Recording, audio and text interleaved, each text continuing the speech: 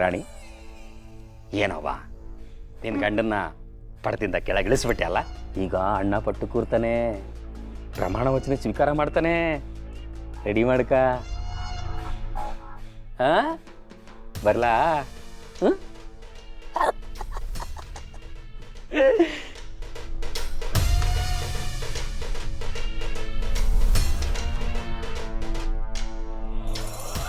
ಅಯ್ಯೋ ಮಕ್ಕಳವ್ವ, ನಾನು ಸೋಲ್ತೀನಿ ಅನ್ನೋ ಭಯ ಇದ್ರೂ ಎಲ್ಲೋ ಒಂದು ಕಡೆ ಪಾಸ್ ಐತೀನಿ ಅನ್ನೋ ನಂಬಿಕೆನೂ ಇತ್ತು. ಆದರೆ ಇವಾಗ ಅದನ್ನು ಹೊಂಟೋಯ್ತು. ನೀನೇನು ಬೇಕು ಅಂತ ಫೇಲ್ ಆಗ್ತೀಯ ರಾಣಿ? ಹೇಳು, ಆಗಿದ್ದಾಗೋಯ್ತು, ಬಿಡು. ಹೌದು ಅತ್ತೆ, ಎಲ್ಲ ಆಗೋಯ್ತು. ಇನ್ನೇನು ಬಾಕಿ ಉಳಿದಿಲ್ಲ, ಎಲ್ಲ ಮುಗಿದೋಯ್ತು. ನಾನೇ ನನ್ನ ಕೈಯಾರನೆ ನನ್ನ ಗಂಡನ ಬಡ್ಡ ಕಿತ್ಕೊಳಾಗೋಯ್ತು. ಯಾರು ಕಿತ್ಕೊತಾರೆ? ನೀನ್ ಸವಾಲ್ ಹಾಕ್ಬಿಟ್ರೆ ನಾ ಕೇಳ್ಬಿಡ್ತೀನ? ನಾವು ಒಪ್ಕೋಬೇಕಲ್ವಾ? ರಾಣಿ, ನೀನು ಅಳ್ಬೇಡ. ನೀನು ಹತ್ರ ನನಗೆ ನೋವಾಗುತ್ತೆ. ನೀನು ನಗ್ನಗ್ತಾ ಇದ್ರೆ ನಾನು ಖುಷಿಯಾಗಿರ್ತೀನಿ. ನಾನು ದೊರೆ ಆಗಲಿಲ್ಲ ಅಂದರೂ ಪರವಾಗಿಲ್ಲ, ನೀನು ನಗ್ನಗ್ತಾ ಖುಷಿಯಾಗಿರಬೇಕು. ಅಳ್ಬಾರ್ದು.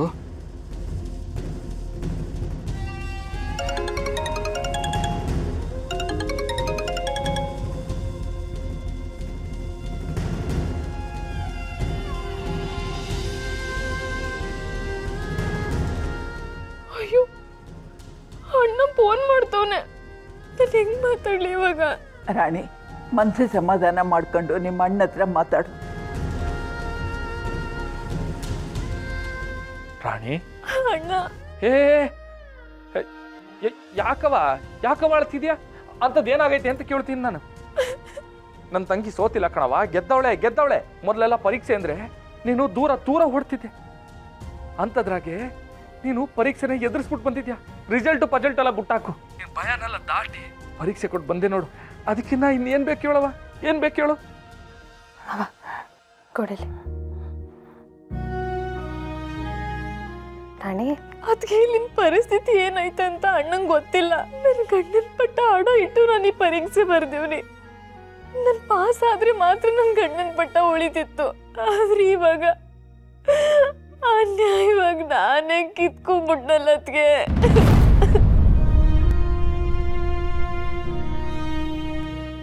ಈ ಸತ್ಯ ಗೊತ್ತಿಲ್ದರೆ ಅಣ್ಣ ಏನೂ ಆಗೇ ಇಲ್ಲ ಅಂತ ಹೇಳ್ತವನೆ. ರಾಣಿ ನೋಡು, ನಾನು ಹೇಳೋದನ್ನ ಗಮನ ಇಟ್ಟು ಕೇಳಿಸ್ಕೊ. ಯಾರೇ ಆಗಲಿ ಶ್ರಮ ಪಟ್ಟಿದ್ದಾರೆ ಅಂದರೆ ಅವ್ರಿಗೆ ಅನ್ಯಾಯ ಆಗೋದಕ್ಕೆ ಸಾಧ್ಯನೇ ಇಲ್ಲ. ಆದರೆ ನಾನು ಫೇಲ್ ಆಗ್ಬಿಟ್ನಲ್ಲ. ಅದಕ್ಕೆ ಅದೇ ನನಗೂ ಅರ್ಥ ಆಗ್ತಿಲ್ಲ. ಶ್ರಮ ಪಟ್ಟಿದ್ದಾರೆ ಅಂದಮೇಲೆ ಫಲ ಸಿಗಲೇಬೇಕು ರಾಣಿ. ಅದು ನಿನಗೆ ಇವತ್ತು ಬರೆದಿರೋ ಪರೀಕ್ಷೆಗೆ ಮಾರ್ಕ್ಸ್ ರೂಪದಲ್ಲಿ ಸಿಗದೆ ಇರ್ಬೋದು, ಆದರೆ ಯಾವುದೋ ಒಂದು ರೂಪದಲ್ಲಿ ನಿನ್ನ ಮನೆನ ನೀನ್ ತನನ ಕಾಪಾಡೋದಕ್ಕೆ ಯಾವುದೋ ಒಂದು ರೂಪದಲ್ಲಿ ವಾಪಸ್ ಬರುತ್ತೆ ಅನ್ನೋ ನಂಬಿಕೆ ನನಗಿದೆ. ಅದಕ್ಕೆ ಏನು ಮಾಡಬೇಕು ನಂಗೆ ಗೊತ್ತಾಯ್ತಿಲ್ಲ. ಈ ಮನೇಲಿರೋ ರಾಕ್ಷಸರ ಮೆರೆದಾಟನ ನನ್ನ ಕೈಲಿ ನೋಡಕ್ ಆಯ್ತಿಲ್ಲ. ನಮ್ಮ ಕುತ್ತಿಗೆನ ಅವ್ರ ಕೈಲಿ ಕೊಟ್ಟಂಗಾಗೈತೆ. ರಾಣಿ ನೋಡು, ಪ್ಲೀಸ್ ಧೈರ್ಯವಾಗಿರೋ. ಸೋತೆ ಅಂತ ಕೇಳಕ್ ಬೀಳ್ಬೇಡ. ಒಂದು ಮಾತು ಯಾವಾಗಲೂ ನೆನ್ಪಿಡ್ಕೊ, ನಿನ್ನ ಕೈ ಕೊಟ್ಟು ಹೇಳ್ಸಕ್ಕೆ ಅಂತ ಬರೋ ಜನ ಯಾವಾಗಲೂ ನಿನಗೆ ಕೈ ಕೊಡೋದಕ್ಕೆ ಕಾಯ್ತಿರ್ತಾರೆ.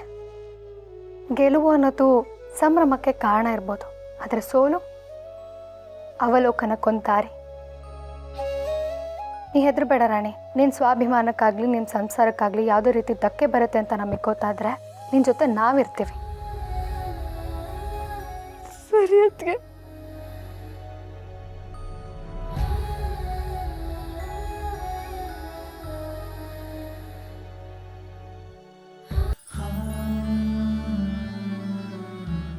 ಮಾರೋ, ಸಮಾಧಾನ ಅಲ್ಲ? ಮಾವ, ಸಮಾಧಾನ ಆದ್ಲು. ನೀನು ಆರಾಮಾಗಿರು.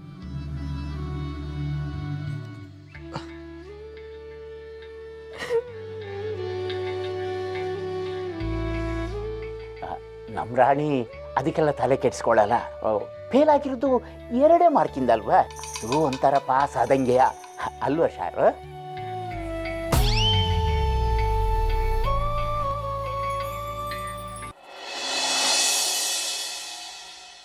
ಬೇಬಿ, ನಾನ್ ರೆಡಿ. ನೀನ್ ರೆಡಿನಾ? ನಾನು ರೆಡಿ. ಅಯ್ಯೋ, ಇದೇನೋ ತಲೆನೇ ಬಾಚ್ಕೊಂಡಿಲ್ಲ. ನನ್ನ ಯಾರು ನೋಡಬೇಕು ಬೇಬಿ, ನೀನು ನೋಡ್ರೆ ಸಾಕಾಗಲ್ವಾ? ನಾವು ನೋಡಕ್ ಹೇಗಿದ್ವಿ ಅನ್ನೋದ್ರ ಮೇಲೆ ಜನ ನಮಗೆ ರೆಸ್ಪೆಕ್ಟ್ ಕೊಡೋದು. ಇಲ್ಲ ತಿರ್ಪೆ ಒಂಥರ ಇದೆಯಾ ಇರು. ಲೋ ಸೀನಾ, ನೀನು ಹೆಂಗಿದ್ರು ಚಂದನೆ ಕಣೋ, ಒಳ್ಳೆ ಹೀರೋ ಥರ ಇದೆಯಾ. ನನ್ನ ದೃಷ್ಟಿನೇ ತಾಕತ್ತು. ಏನೋ ಯೋಚನೆ ಮಾಡ್ತಿದ್ಯಾ? ಬೇಬಿ ನಾನೇ ಬಚ್ಕೋತೀನಿ.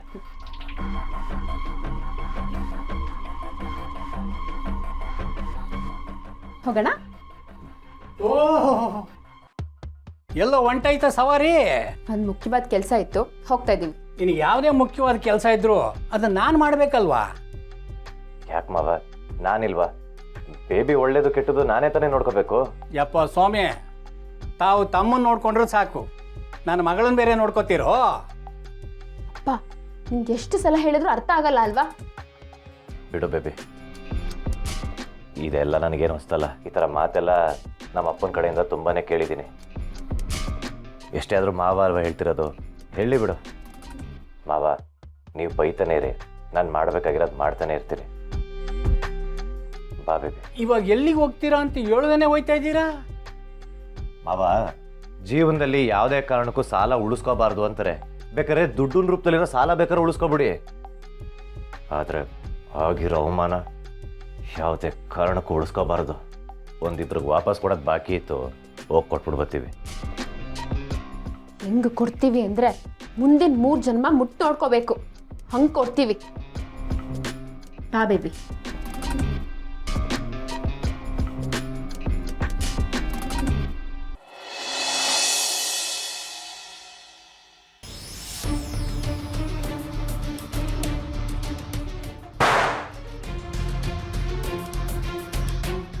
ರಾಜಾದಿರಾಜ, ರಾಜ ಮಾರ್ತಾಂಡ, ರಾಜ ಕುಲತಿಲಕ, ರಾಜ ಗಾಂಭೀರ್ಯ, ಬಹುಪರ ಬಹುಪರ ಬಹುಪರ.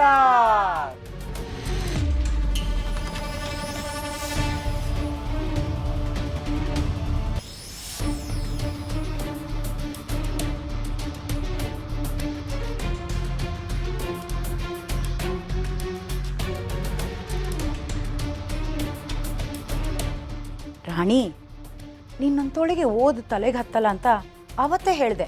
4 ಅಕ್ಷರ ಓದಿದ್ರೆ ಎದೆ ಸೀಳಿದ್ರೆ 4 ಅಕ್ಷರ ಕಾಣಬೇಕು. ನಿಂದು ಎದೆ ಅಲ್ಲ, ನಾಲಿಗೆ ಸೀಳಿದ್ರು 4 ಅಕ್ಷರ ಕಾಣಲ್ಲ. ಅಂಥದ್ರಲ್ಲಿ ನಿನ್ನಂತೋಳಿಗೆ ಪಟ್ಟ ಬೇಕಾ? ಪಟ್ಟ. ಹೇ ಇಂದ್ರ, ನೀನು ಅಂದ್ಕೊಂಡಿದ್ದಾಯ್ತಲ್ಲ, ನನ್ನ ಮೊಮ್ಮಗಳಿಗೆ ನೋವು ಕೊಡಕ್ಕೆ ಬರಬೇಡ.